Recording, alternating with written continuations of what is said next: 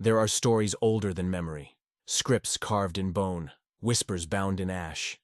But among them, there is one that survives only in fragments, scrawled in margins, scratched into cell walls, etched beneath stone altars.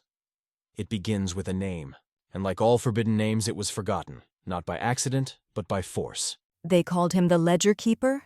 Not a god of war, not a god of death, a god of what will be, the one who writes futures, who holds the quill that scripts fate. No throne, no temple, just a desk made of time, and a ledger that never closes. Years passed. The boy became a man.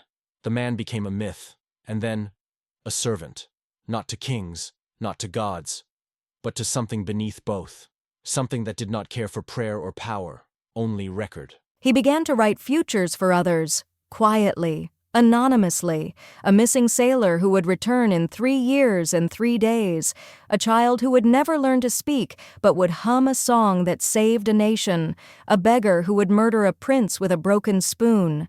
Each future was true, each line of ink, permanent. He did not guess, he did not predict. He wrote what would be, and made it so. Her name was Myra, a thief, a liar, a killer, and somehow, the only person the ledger had ever missed. She was not in the book. The village had no name. It had once. But names are brittle things. This one cracked under time and fear. Only the path remained, carved into stone, winding up the spine of the mountain like a scar that never healed. And on this path walked a boy named Taren. Taren was 12, sharp-eyed, curious, the kind of child who watched the wind and tried to guess where it was going. He had heard the stories, though no one told them. They lived in glances, in silences that stretched too long, in the empty bed of the girl with the braid, whose parents never wept. He wasn't chosen. That's not how it worked. He simply felt the pull, like a tide rising inside his bones. So he climbed. Days passed. Cold gnawed at him. Hunger sang in his veins. But he did not stop. He knew, somehow, that if he did, he'd forget why he started. At the summit, the monastery waited, tall, silent, watching. Its gate opened without a sound. Inside, the monks stood in rows, still, hooded, their faces turned toward him, though they had no eyes, only smooth, pale skin, like melted wax. One stepped forward. Not the oldest, not the tallest. Just closer. It reached toward him, not in greeting, but in understanding. Taren felt something in his chest pull, a thread, a memory. He saw the girl with the braid, the wooden deer, a promise whispered in snow. And he remembered something the others never did.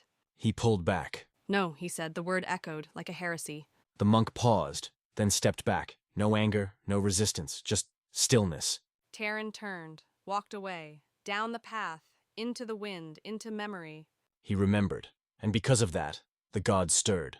Not awake, not yet, but aware. A moment of recognition. In its vastness, something shifted.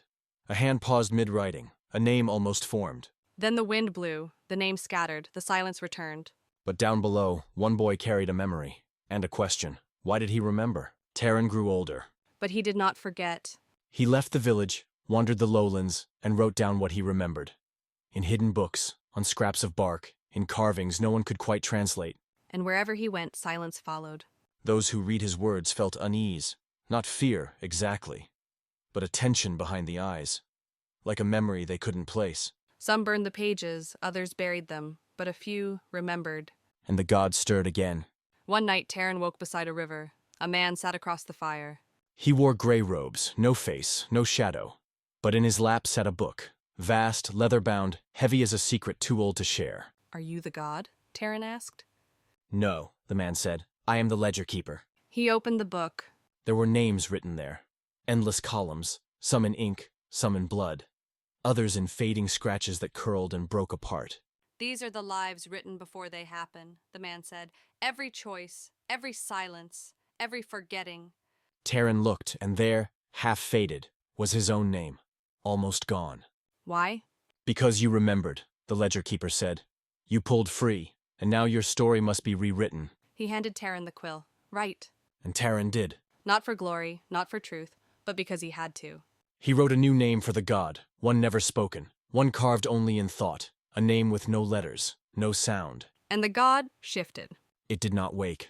but it saw him.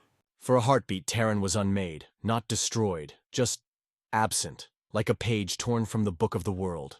Then he was back. The fire was cold. The man was gone. The ledger sat open in his lap, He had written a future, one with cracks, one that remembered.